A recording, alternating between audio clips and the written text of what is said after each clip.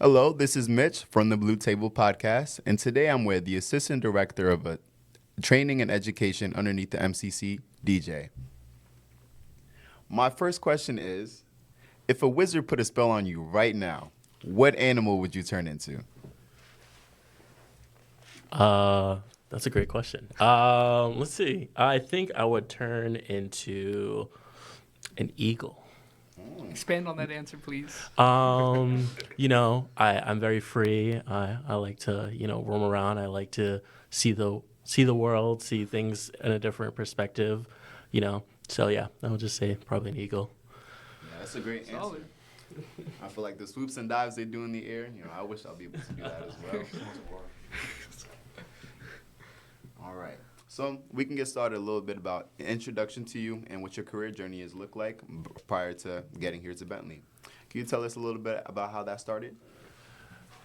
Yeah, so this was definitely not my plan of career. So I attended Rhode Island College, undergrad. I got a bachelor's degree in mass media communications and a minor in marketing and dance. And then I got a job straight out of college as a media specialist for a shoe and clothing company. So I was doing a lot of marketing and media and social media for them.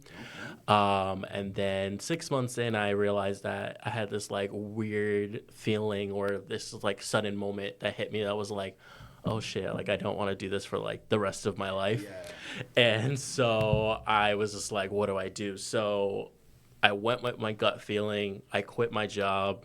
I ended up just working 2 part-time jobs in the meantime to kind of figure out where I wanted to go, what I wanted to do. Still didn't know what I wanted to do. So then my grandmother, who works at University of Albany in New York, she was like, why don't you just get your master's degree here? Mm-hmm. And along the way, you can kind of figure out what you want to do. Mm-hmm.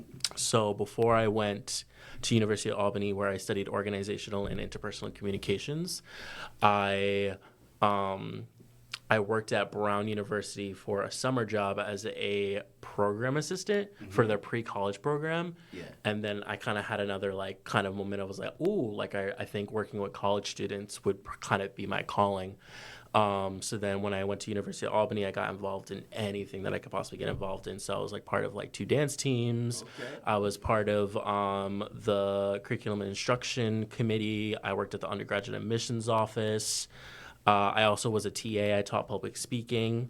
And so I just gathered all that experience my 2 years at University of Albany. Mm-hmm. And then before I graduated, I just applied to a bunch of universities and ended up landing a job literally like a day after I graduated. Wow. Which was very, very exciting because, the job market is crazy out here.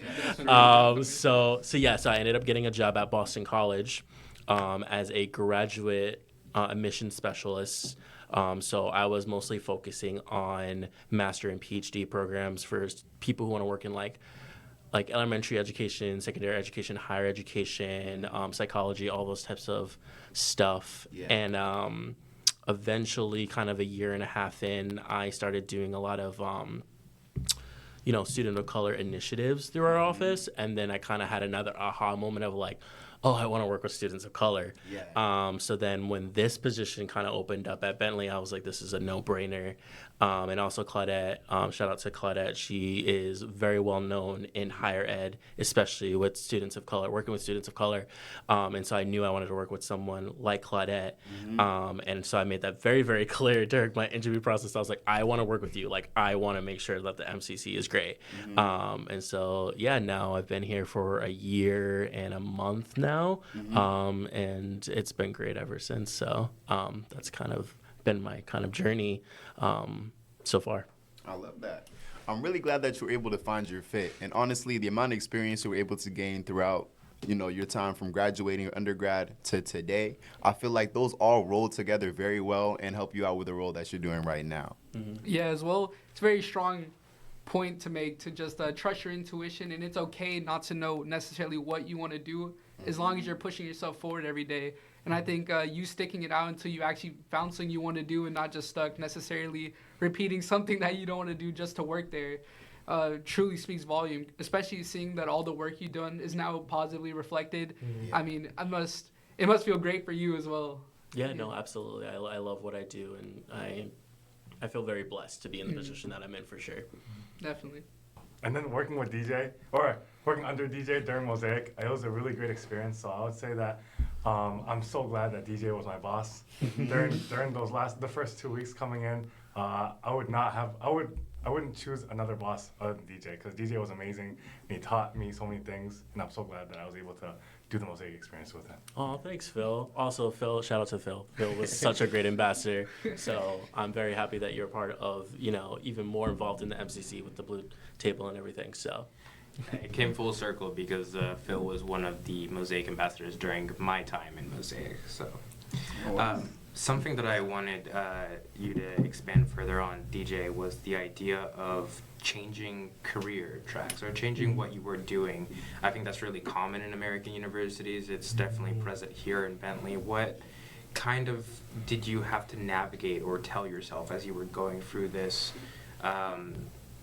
maybe with peers who already decided to do something that you wanted to do, or that were already in jobs as you were restructuring yourself? Yeah, no, for sure. I definitely had a lot of friends that kind of knew exactly what they wanted to do, and for the longest time I thought I knew exactly what I wanted to do. I already knew that I wanted to work in some type of media since I was 14. And so I would do what you guys did, make videos, work with cameras, work with audio. So I just anything that I could really learn about media I was doing since I was 14, 15. And then kind of realizing you don't want to do this for the rest of your life, or you don't want to do it actually as a job, was just a really sickening feeling, because it's just I've been working towards this since I was 14, 15, and realizing you don't want to do it as a career is probably one of the top 5 worst experiences you will ever experience in life. And so I think for me, kind of alluding to your question, Diego, I think what's really important is two things. One, I think if you're gonna work in a certain field or have a certain career, I think you need to know the difference between something you love and then something you like and can also tolerate with. So for me, I still love doing what I media stuff. I still do that on the side, but that's something that I love, and that is something that structurally I want to do myself. I don't think I could work under someone doing that, and the freedom that comes with doing stuff by yourself when it comes to media was really important to me. While working with people of color and diversity is really important to me, I knew that structurally I could work under someone and grow in that work. And so I think you really need to figure out what is something that you like and can also tolerate, and something you can grow with, and also what you're okay with having a supervisor in, because at the end of the day, wherever you go into work, you're gonna have a supervisor, you're gonna have a boss, and you're gonna have somebody telling you what to do, and what is that thing that you're okay to be kind of corrected on, or criticized, or making compromises in. So I think that's what's really the most important thing that came to mind when it came to kind of deciding what type of career path I wanted to go.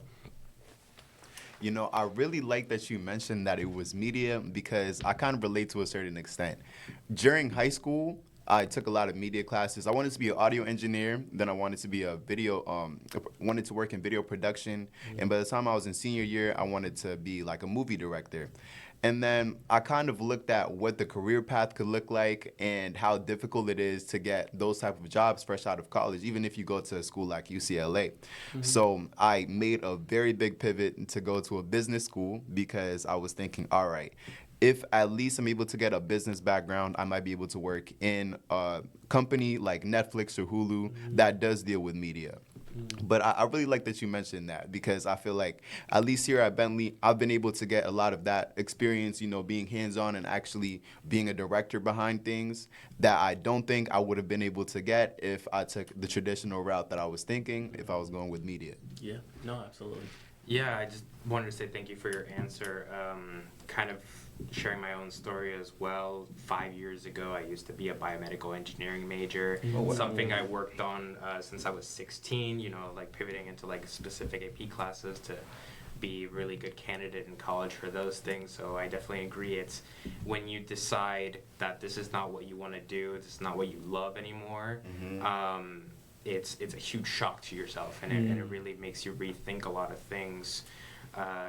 It's interesting when you go into something, you're like, this interests me, but I don't want to do it as a job. And being able to realize that sometimes takes time. So I think definitely that's like what we're saying in DJ's story, Mitch's story, my story, is that sometimes it takes time, and that's okay. Yeah, no, absolutely. Yeah, and I think that's something that's really important to hear, especially from someone who has found themselves in a career that they like. It's okay to not necessarily out the gate just be okay with what you're doing. You know, Bentley is a very business-oriented school, obviously, and because of that, people are often on a very fast track where it's very business mind, everyone feels like they're pressured to know exactly what they're doing. It is okay to take your time, and I think that is very important that you did bring that up. Yeah, no, absolutely. All right. One of the questions I have is, during your experience here working at the MCC, what kinds of changes have you seen over the time since you started to today? I think this is kind of a little bit difficult to answer, only because I've only been here for a year. And I feel like you need at least like 2 or 3 years underneath your belt to kind of really see the change. But I think the biggest change is definitely maybe, you know, me and Tasia coming in, because me and Tasia both did come in at the same time. And then also Claudette not being in person a lot. I think that was kind of a culture shift for a lot of the students, because a lot of students are like, where's Claudette? Where's Claudette? Where's Claudette? And I'm like, she's not here. I can help you. And they're like, no, I'll just message her, or I'll just, you know, email her. And it's just like, well, I'm here. Like, you know, I'm the assistant director. So like, I'm here when she's not here. And so I think that's been one of the biggest changes for students, is like them really taking the time to really figure out, or like me and Tasia's personality and how they talk to us and stuff like that. And after a year, like a lot of the students now, they're like, oh, we can trust DJ, we can trust Tasia, like we can like seek out for help through them. So I would say that's probably like the biggest one that I can think of. Some other things that I can also think of is that, like, I think also me and Tasia both come from admissions backgrounds. So like before Tasia came to work at the MCC, she's been at Bentley for a very long time. She went to school here. She's worked in the undergraduate admissions office, and now she works for the MCC. So both of us coming from an admissions background, we have very like we have a certain way of structuring things. We have a certain way of like how we see things, and I think that really helps us work together and just making procedures and policies and stuff like that, and making sure things are a lot organized, not only for you guys but other MCC interns that work for us, or just things that are going on through the MCC in general. So I would say that has been been a big impact, and that I've also heard from a lot of people of like, oh, you know, things are a lot organized, things have a little bit of a flow now. So I would say those are probably the two biggest things that I can think of off the top of my head through the MCC. I'm glad that you mentioned the admissions background and how that's affected the way that you work today. I'm a little bit curious, given your experience and background in communications as well, how has that helped you relate to the students that are coming in year after year? Yeah, so I think it's a little bit different what I studied in graduate school, because in graduate school what I really studied was studying more of like people in like an organization or like the corporate world and stuff like that. And so there are a lot of things that, you know, can be taken from that in a higher ed organization, but I think it is a little bit different. And also before I got here, you know, I was talking to a lot of students who were coming to our graduate programs. They were either straight out of college, so they had that experience through college, or they're a little bit older and trying to just switch careers or whatever. So I just feel like talking to students now who are in their undergraduate career is a little bit different. But I do feel like overall studying organizational interpersonal communication has given me a good hindsight of how to talk to people, and also realizing that you can't talk to people all the same way, if that makes any sense. Like, you really have to figure out their personality or their body language or how their tone of their voice or how they talk about things or like how you approach them. Like, some people, like, you kind of can't be too straightforward with them because they won't really respond well, or you know, you have to be a little bit more soft-spoken to some people so that way they get what you're trying to say. So I think that has been really helpful for me, of just like the first time I meet somebody, like really assessing what they need from me, and how I communicate effectively with them. So To expand on that a little, when you were talking initially, you talked about how this year you were building trust amongst the students. How do you think that trust that you built amongst the student body allowed you to work more efficiently in your position? yeah, I think building trust with the students on campus has made me feel a lot more comfortable in my role. And for the longest time, I did feel really, I'm not going to say uncomfortable, but like I definitely was a little bit on edge my first year here, because I feel like a lot of times I feel like I had to prove myself to the students and like let them know, like, I'm here for you, I'm here to help you. Like, I think that was like a really big struggle for me when it came to trust. But once I felt like I did get their trust, I feel like that's when I've been able to like produce my best work, or like produce what they need from me. So I guess the best way also that I've built trust was just like going out of my way to do things, or just showing initiative, or just even a personal conversation of just like, how are you doing? Or, you know, oh, I had this idea. Do you think this would be a great thing to implement here? And just having those simple conversations really, like, a lot of people don't know, like, small talk can go a really, really long way, especially if you're really good at it. It's that, and I think you guys might know this too as business students, like small talk, a 5-minute small talk can like lead you to a very good like opportunity or an internship or whatever. So those small conversations do lead, and the more small talk you end up having can really build that trust over time as well. I'm glad you're more comfortable in your position. I know we all definitely feel it on campus. Just made everything a lot smoother in the MCC. Just having people you can rely on there, knowing they're always there. Yeah, definitely. I feel as though like when I stepped onto campus, because I'm a freshman, I participated in the MOSAIC program. I feel like as soon as I stepped in that room, I think it was the EDR, and like you were there, everybody was there, and I was like, wow, this is a nice space. Like, this is a great community that I really want to be involved with. Like, I trusted you, I trusted everybody up there, and I still do, and it's like, it felt really nice. So I think you definitely made that impact and showed kind of students that you're there for them, you know? Oh, Elsa, thank you so much. I appreciate that. Yeah, I definitely agree. I was going to say I have a lot of appreciation and admiration for the emotional intelligence that it takes to communicate and supervise so many different students, because a lot of people have different backgrounds. As you said, you have to communicate with everybody differently. So understanding how to do that, especially when you're in a new role as well, I feel like is something I admire. I think something that you mentioned was that since you've only been here for a year, you haven't seen a lot of changes, but what in the next few years would you like to see develop within the MCC and even in Bentley as a whole institution? Oh, this is a loaded question, guys. I guess what I would like to see through the MCC, I think I would just love to see even more students come in the MCC lounge, or even have more students like come see me and Tasia and just talk to us and like really get to know like what the students of color on campus, what they really want. It's I know it's hard because a lot of students, like, you know, they're involved in like 5 organizations. They have like 3 jobs. They have like 2 internships. Like, how do you guys sleep? I don't know. So yeah, it's just really interesting process of like slowly getting to learn what people want through the MCC, because I may have a vision, but at the end of the day, I'm not a student here. Yeah. I got hired to make sure that you guys have the best experience through the MCC. And I feel like a lot of students forget that, or they don't know that. And so sometimes I could probably be a little bit more vocal about, like, I'm here to help you, and I'm here to make sure the environment that we're creating through the MCC is welcoming for everybody.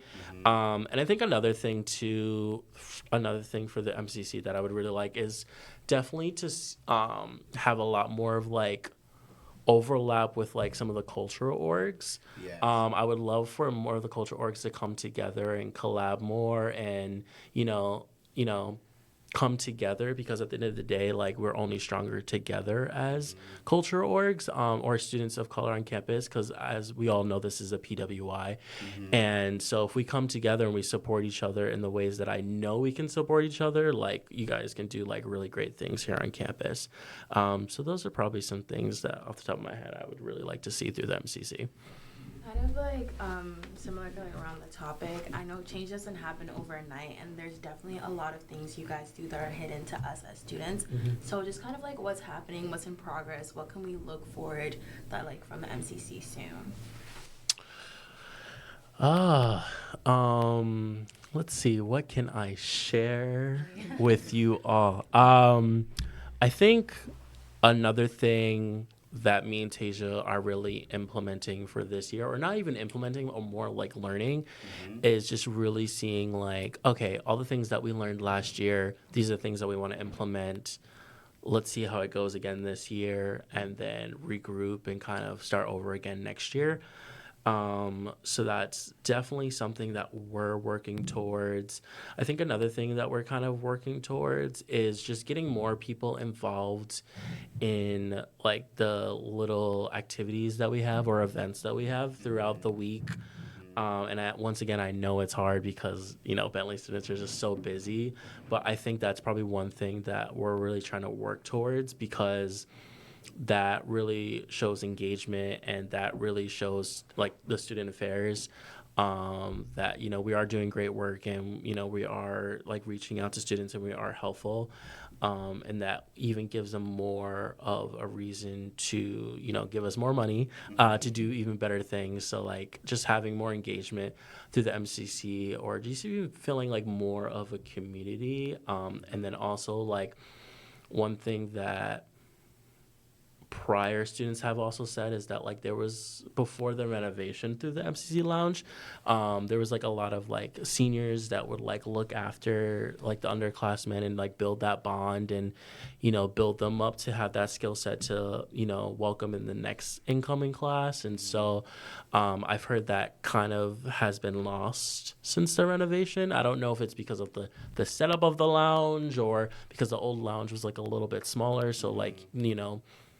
it was a lot easier to communicate with each other.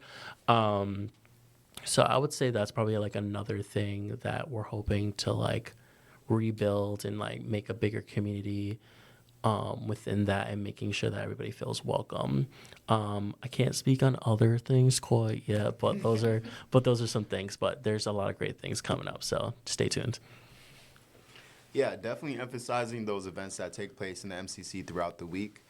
Today is the 23rd of October that we're recording this podcast episode, but yesterday there was a movie night, well, not a movie night, a movie screening in the MCC that I'm aware of. And also what you said about passing on the torch, essentially, from the upperclassmen to the underclassmen.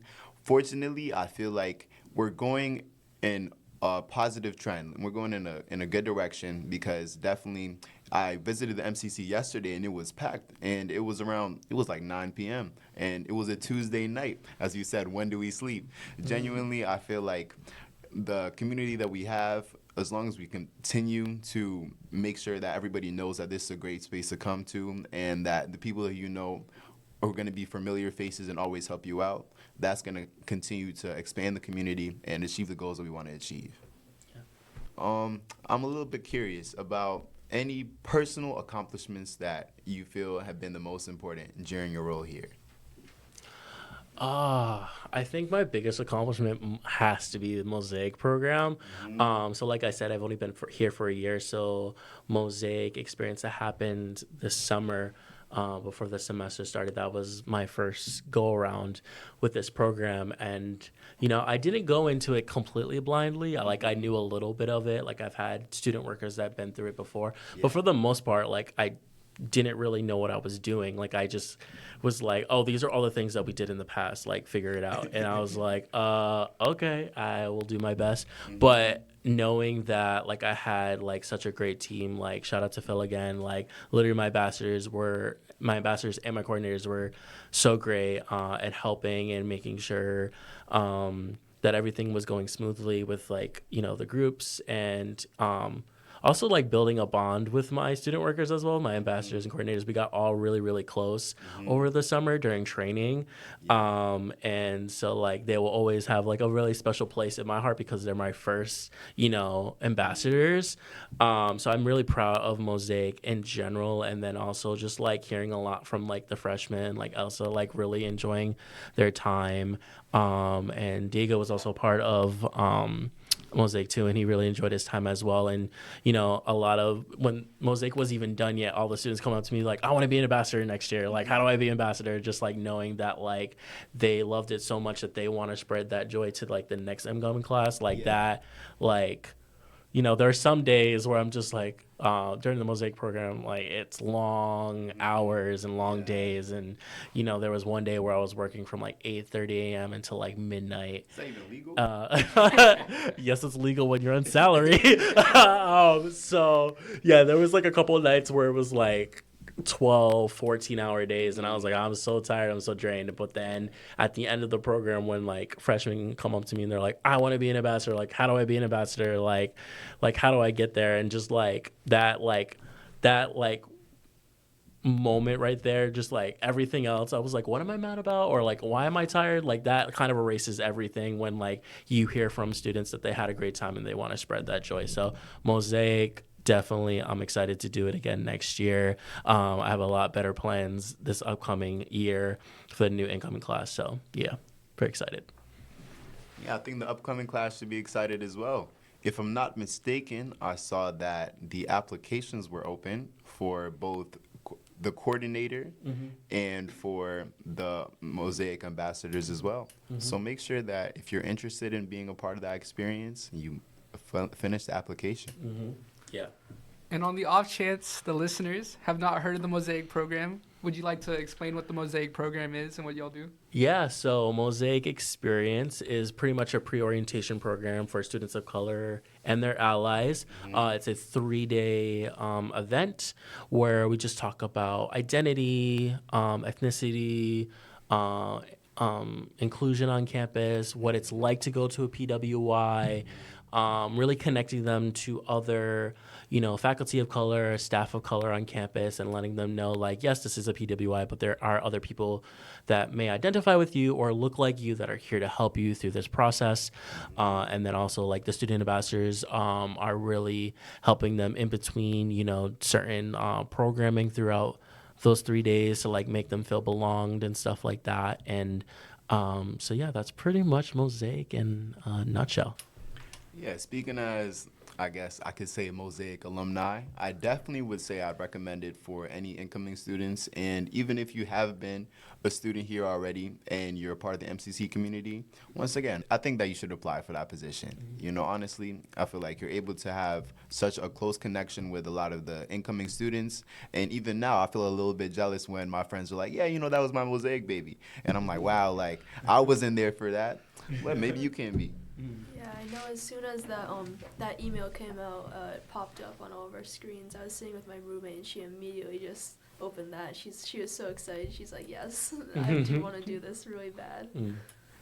For the MOSAIC alumni, can we all get y'all one thing y'all took away from MOSAIC that y'all cherish?